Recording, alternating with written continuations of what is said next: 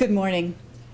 My name is Pam Sawyer, and I am a retired state representative that represented the towns of Bolton, Andover, Hebron, and Marlborough for 22 years. And I'd just like to say a very special welcome to the media that is here today, because you are one of the linchpins of spreading the word about this law. This law only works if people know what it is. So I'd like to say a very special thank you to those of you that made it here, and with all of the snow, to everybody else who survived the traffic. We appreciate it. We have some very distinguished guests with us, and I would like to start immediately, if I could, with a senator who represents the town of Meriden. And we have a moment in time in Connecticut in 1988 that was exceedingly powerful, that really, I believe, was a background for the state and for the legislators who wanted to see the Safe Havens law passed. Senator Dante Bartolomeo. Thank you.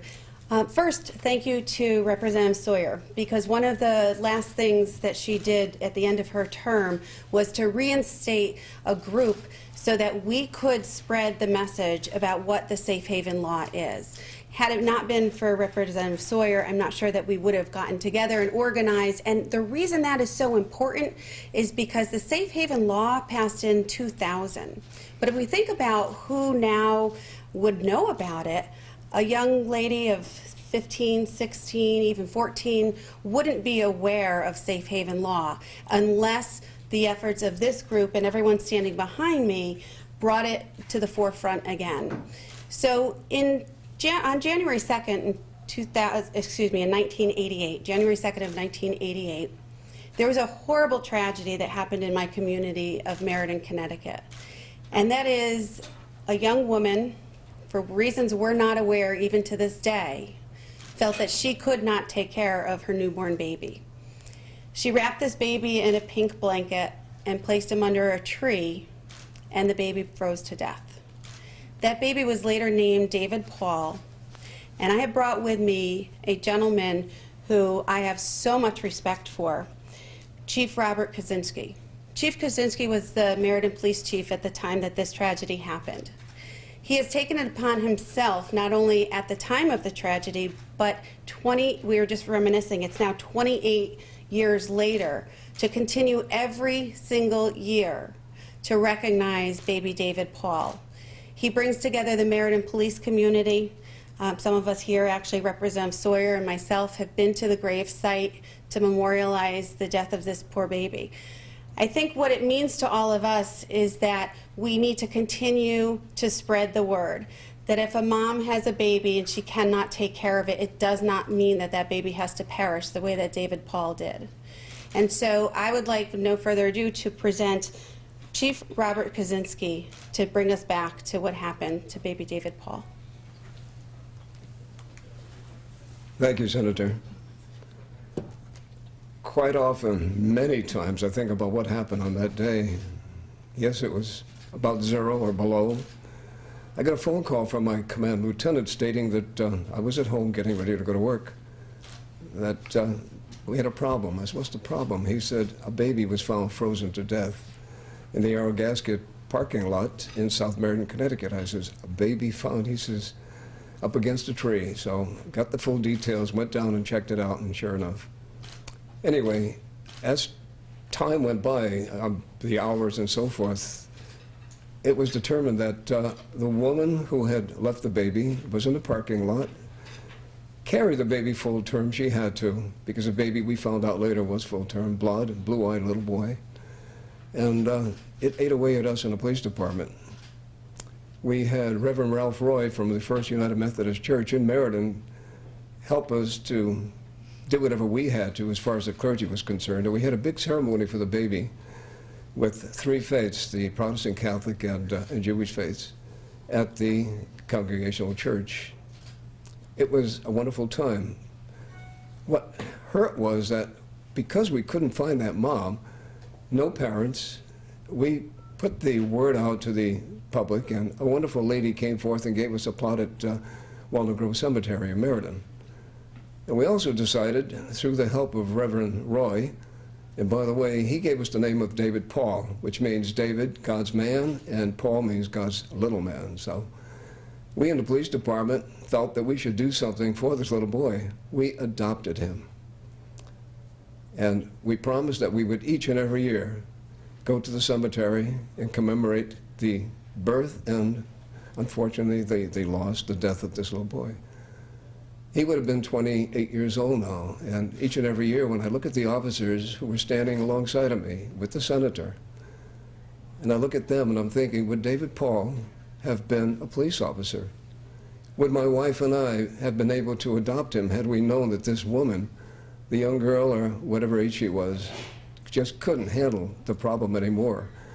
We knew that she went through some kind of a trauma. How can a woman carry a baby for 9 months, full term, and then suddenly abandon that baby? And we, police officers, many of us as parents, thought about this, and my wife and I did discuss this. And she said, had we been able to, yes, we would have taken that baby and we would have brought him up. But we did adopt that baby. And each and every year, from that point on, as long as I'm alive, as long as the police department can continue on, we will commemorate and remember that baby, David Paul. God bless him. Senator? So the committee has very kindly made this poster to commemorate David Paul and also to show our appreciation to Chief Krasinski and those who continue to remember David Paul. So if we might, I'd ask for a moment of silence.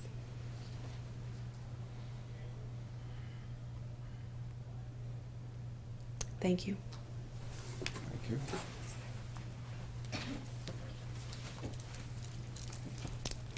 Senator and Chief, thank you very, very much. The working group came about after the tragedy in East Hartford in August of 2014, in which a young woman was pregnant and had a home delivery. She did not share it with her parents, and she found herself in the situation where she was bleeding very heavily. Her parents took her to the Children's Medical Center, and they cauterized her, and the doctor did what he had to do to stop the bleeding. And he realized that there was no discussion of a baby. He could tell it was post-birth, and there was no discussion of a baby. As a mandatory reporter, he called the police, and they went to the home of this young girl.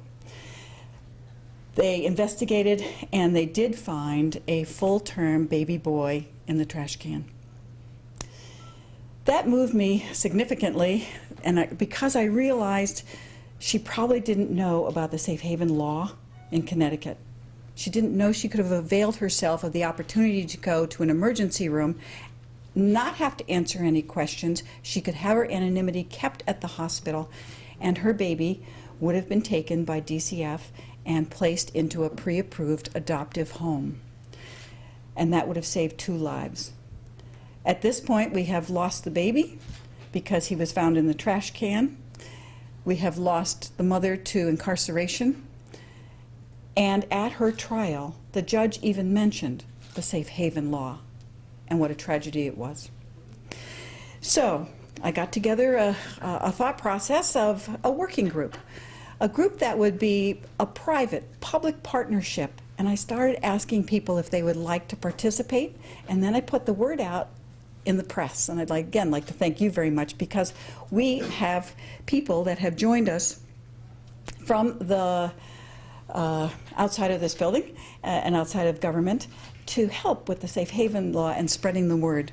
So I'd like to say a very special thank you to the citizens at large who have stepped forward, to the Permanent Commission on the Status of Women, who have done a tremendous help with crafting language and helping us with posters, as well as the Commission on Children, the Latino and Puerto Rican Affairs Commission, who have helped us with translation and taken us out to radio stations and translated there as well, to the Asian Pacific American Commission, to CHA, the Connecticut Hospital Association, to the Department of Children and Families, to the wonderful interns, to the Connecticut Catholic the Connecticut Catholic Conference, make sure I didn't leave any words out, to special legislators who have put their name on the line to make this day possible, and a thank you to the governor who signed the bill into law last year.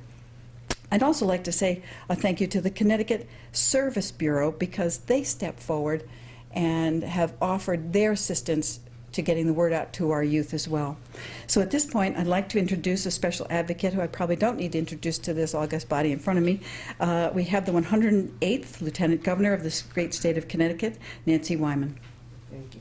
Thank you, Pam, very, very much. And let me first say, I thank everybody that's been involved in this and for all the work, and Pam for getting the group together. But I also, we listened to the sad stories that we just heard, but we know that there are some very good stories that are ahead of us that I know people will be talking about the babies that have been saved, that the families who have adopted these babies, who have now a rich, full life. And it's all because of this law, Safe Haven. And we have to make sure that the law is told to many people. As I think it was the senator said, most of these people might not be alive now that are 15, 16 years old, don't know about what's available to them, 17, 18 years old for that matter. And so this has been, even some sad stories, we have to think of the good stories about the parents that now have a young child that they love dearly. It's a stories about a young woman now after having a child and knowing that she could not take care of it, giving up and maybe going out and really having a career and starting a life of her own.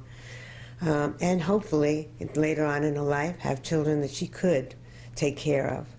So I want to thank all of you for being here and doing all the things you can. And the governor did sign a proclamation for you today. It's pretty large, and I'm not going to read it all. But I did want to point out one line in it. It's promoting a greater public awareness of our state's safe haven law in perpetuity will continue to save young lives and preserve the promise of a fulfilling future for new parents. Now, therefore, I, Daniel P. Malloy, the Governor of the State of Connecticut, do hereby officially proclaim April 4th, 2016, Safe Haven Awareness Day in the State of Connecticut, given under his hand and seal of the State of Connecticut in Hartford.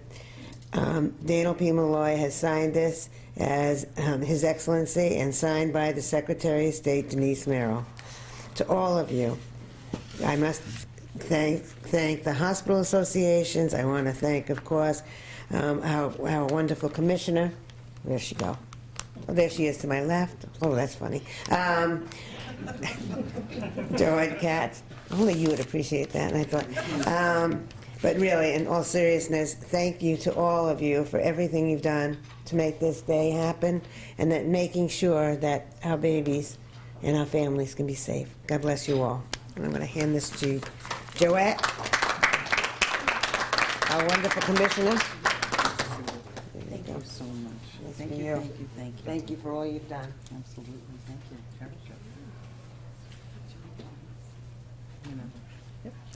So, as I said, we have had a wonderful working group, and at that working group we have had a great partnership with DCF, and she has allowed us to have staff members come and help us with our thought process and moving this forward.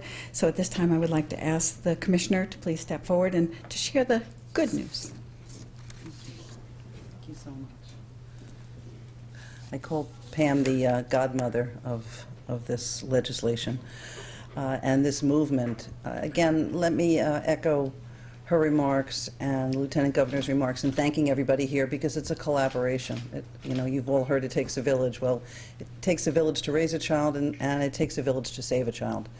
And actually, you're all part of that village, because, again, as you've heard, many of the young women who could be positively impacted by this legislation were not born when it was originally enacted, and so the more we can do to talk about it, the better we all are. And I live in Fairfield County, and I listen to 880 News all the time. And just this weekend, there was an arrest of a young woman, young girl really, who had a child, and and didn't have the options, didn't know she had the options, and she suffocated her newborn, and now, of course, 2 lives are ruined. And so I'm so proud to be a part of this process, to be able to talk about the good works that we've done and the good works that I know we're going to continue to do. Since this law was enacted, we have had 27 safe harbor babies, and safe haven babies, I'm sorry, and it's tremendous. They've all been adopted, one by a relative and the other what we call core adoptions. And I can tell you that statistically, that's pretty terrific. From the hospitals, they're all over the state. I can very briefly, because I think they really all deserve honorable mention. We've got Bridgeport Hospital, St. Francis, Hartford, Danbury, Middlesex, CCMC, Norwalk, again CCMC, Yale, Stamford, again Hartford, Mid-State Medical Center, Lawrence Memorial, Charlotte, Hungerford, St. Francis, Mid-State Medical, Day Kimball, again Mid-State Medical, Middlesex, Shoreline, Bradley Memorial, and St. Francis. So this is a statute and a process that is embraced by the entire medical community. Carl Chisel is here with us today, and he's really worked diligently to get the word out and to be able to work collaboratively with us. I can tell you further, and I'd like to just, if I can, just take a second to just tell people how it works, because we're talking a lot about it, but I think some of the mechanics deserve mention. So first, the law enables a parent to bring an infant 30 days or younger to a hospital emergency room and avoid prosecution for the abandonment. 2, a nurse will ask the parent for his or her name, well, her name obviously, and for medical information on the infant as well as the parent. The parent does not have to provide that information, however. 3, DCF will obtain custody and place the baby with a family who has already been licensed and intends to adopt the baby. And I can tell you my first year as commissioner, it was Father's Day, and I got notice we had a safe haven baby. And I said to my husband, I know it's Father's Day, and I promise we'll celebrate appropriately later, but I want to go to Yale New Haven Hospital and see this baby. And it was tremendous. And we talked about the benefits of the Safe Havens law, and I saw firsthand the benefits of this wonderful, healthy baby that had just been dropped off just hours earlier. So again, we will obtain custody and we will place the baby with a family who's already been licensed. The Safe Haven babies are placed into homes with families that adopt the children. And in one instance, the Safe Haven baby was placed into a permanent home of a relative. The department will provide support to the baby's new family while terminating the biological parental rights so that the adoption can become final. And it happens quite expeditiously. And finally, Connecticut law requires that a child can only be placed by the department with a person who has been licensed to provide foster or adoptive care. So we make sure that that child is placed appropriately and make sure that that adoptive parent has everything he and often it's a couple, but not always, whoever is adopting that child is properly situated to raise that child in a healthy, loving environment. So this is tremendous, and again, thank you all for the opportunity to talk about all the good works that we've done, and frankly, I fully anticipate that the next time we're before you, we've had 3 safe haven babies since January of this year, 3 alone this year. So it is my full expectation that same time next year, we'll be able to report out about some other wonderful opportunities that these children and families have had. Thank you again. Thank you.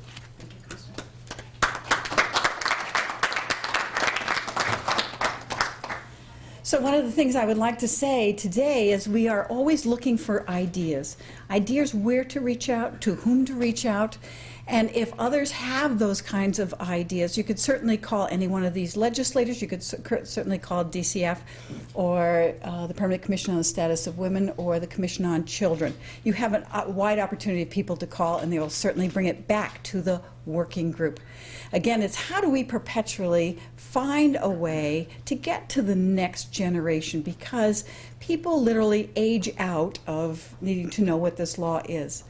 And one of the other requests that I have is that each and every person here share this law with 2 other people.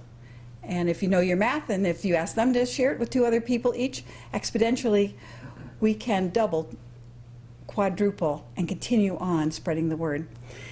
I would like now to introduce one of the people who has been very faithful with the working group, and it is in her first term of office. So I would like to ask Representative Mulligan to come forward and describe her great adventure that she's had recently in helping promote the Safe Haven Law. Good morning. Thank you. When I got involved with this work group, it was a pleasure to work with Pam, and it really touched me in a way, and having a Safe Haven Day is only the beginning. We really need to, as we come together once a year and talk about it, we need to, though, spread it throughout the whole year and really make sure we spread awareness throughout our schools and make sure people understand what their options are. These parents are in a very difficult situation and may not know the law, but if people continue to share and spread the word through our hospitals, through our schools, it will continue to perpetuate, and people will understand, and it won't be forgotten. And you know, the fact that we've had 3 babies brought to a hospital in the past few months is tremendous. It's unfortunate that people are in a situation that they are, but knowing they have an option, a safe place to go, that they can bring the child, that they won't be prosecuted, is very important. And the one thing I wanted to do for this day, the first year we're having this Safe Haven Day, is to have it statewide, include our hospitals. They're the front line of when woman comes forward. They're the ones who are going to receive this child. They're going to be approached, and the care and the understanding that they provide is very important for a mother in a situation like that. So it was very important to me to include our hospitals, who do so much for us. So we have had events, and we'll be continuing to have events throughout the day at our various hospitals. So I really want to thank all of them for their participation and their partnership. And beyond Connecticut, the United States has safe haven laws all across the states, some varying from ours. We only accept children at our hospitals, but there are other states that bring them into fire departments, churches, and in working through this day, I was trying to get more information online, what other states are doing, how they're doing it, because as a working group, we're just learning as we go. And I went on, there's a National Safe Haven Alliance website, and I couldn't really get any information, and I ended up calling the hotline and said, I don't have a problem, but I really need some information. And I was led to a gentleman named Timothy Jacquard. He's a medical officer from Nassau County, New York Police Department, and he's actually a coordinator of the Safe Haven National Alliance. And he, because of his experience and deep passion, he pioneered the way with this Safe Haven laws from the very beginning across the United States. I'd like to bring Timothy up. He is the coordinator of the National Safe Haven Alliance. He was involved at the very beginning and created the first legislation that was passed years ago, over 15 years ago. And we're very grateful to him. I met him online, had a long conversation one day, the day before our last meeting, and he reached out, was so supportive of what we're doing. He showed up the next day at our meeting from New York with boxes of marketing materials and a donation of enough signs for more than all of our hospitals. And we're going to be sharing those across the state to all the hospitals. So I'd like to introduce Timothy Jacquard and thank him very much. Actually, I have a citation for you on behalf of the General Assembly, all of us, our entire work group. We want to thank you so much for all the hard work and time and dedication you've put into the Safe Haven law across the United States. So on behalf of the entire General Assembly, there's an official citation. Be it hereby known to all that the Connecticut General Assembly hereby offers its sincerest congratulations to Timothy Jacquard in recognition of your dedication and commitment to saving the lives of infants and their mothers and to increasing the public awareness of the Safe Havens law, not only in your state, but across the country. As a leader of the National Safe Haven Alliance, you have been a true inspiration in promoting these laws. Through Safe Havens, numerous young lives have been saved, which may have been tragically lost. Furthermore, these programs have saved desperate parents from committing terrible acts of neonaticide. We are eternally grateful for your selfless contribution in making Safe Havens a reality and for safeguarding these young lives. The entire membership extends its very best wishes on this day, April 4th, 2016. So thank you so much for all you've done.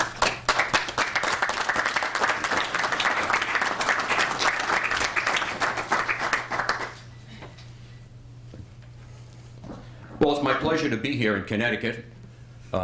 As you know, they refer to me as the father of Safe Haven. It took 10 years to go across the entire United States to get all 50 states and the District of Columbia on board. And it's been a pleasure for me to stand here right now to tell you that we are now up to 3,126 babies rescued alive throughout the programs throughout the United States. We've established 5 crisis centers. We have one in Ohio, one in New York, one in Massachusetts, one in Florida, and one in California. And the incoming calls, when these young women call on the hotline, they're given options. The first option, again, is to try to keep the child within the nucleus of the family. The second option is to try to make a closed adoption with a licensed adoption agency. And the third option is to safely have the young woman be able to go into a hospital, give birth anonymously, and leave. Connecticut has the Safe Haven laws in hospitals only. I'm hoping in the future that we'll be able to see a transform other locations. The fire departments and the police departments have received hundreds of babies throughout the United States, and I think that would be the next step that Connecticut needs to address and look into. So today, on behalf of the National Safe Haven Alliance and the members of the Connecticut chambers here, we would like to present this plaque to the State of Connecticut Hospital Association. Without them, the Safe Haven program would not be in existence in Connecticut right now. So, in recognition of their dedication to the cornerstone of the life-saving principles of the newborn Safe Haven program in defense and protection of our most vulnerable in our communities, our children, the National Safe Haven Alliance wishes to thank the Hospital Association for all the things that they have done. God bless you.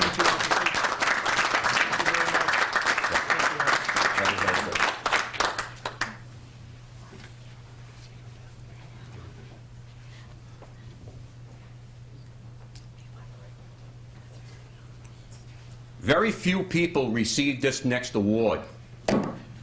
I met Pamela a long time ago, in May in 1999, and when we were trying to get the Safe Haven law passed here. And once again, I'm here again in pleasure to present the Torch of Life Award, which is a very rare award to receive, to Representative Pamela Sawyer, for her dedication in representing District 55. Pamela, please come here.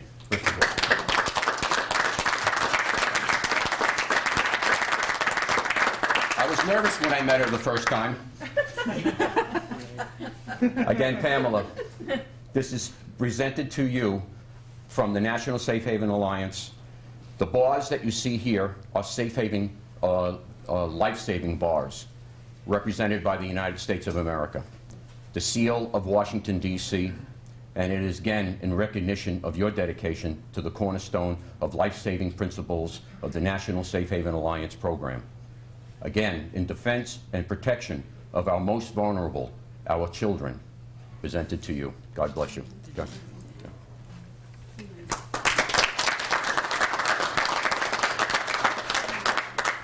That was not in the script. Thank you very much. I appreciate it, Timothy. And I think somebody else had a hand in this. Well, no. And I have to continue to speak. So, one of the things I can tell you that Timothy has done is he has created a private nonprofit. He has raised a lot of money, and he has been going and doing some remarkable work. And with his marketing, one of the things that he has done is he has purchased hospital signs like the one on both plaques that you see. And that is intended to go either inside the hospitals, outside the hospitals, and you will find them placed on outside under the great big H's. You know, the blue H, with the blue signs with the white H on it that stands for there's a hospital that way or that way. And the idea is to, again, make people familiar. Sometimes it's just as simple as a symbol that will bring it to the forefront of people's minds. Now, I think he just placed a recent order, and for how many? 500 signs for Connecticut. 500 signs for Connecticut. It doesn't get much better than that. It gives you goosebumps. There is a blessing. You know, we know that in the past, the work has been done. We've been blessed with DCF, who has put out flyers and posters back when the state was flush with money. We were able to get $50,000 for that work, and that was back in 2005 and 6.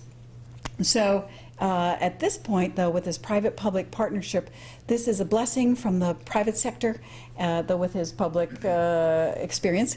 We would like to say a very, very special thank you to Timothy Jacquard, because it is his vision that has seen across the country and has come back here today to Hartford, Connecticut. Again, thank you, sir.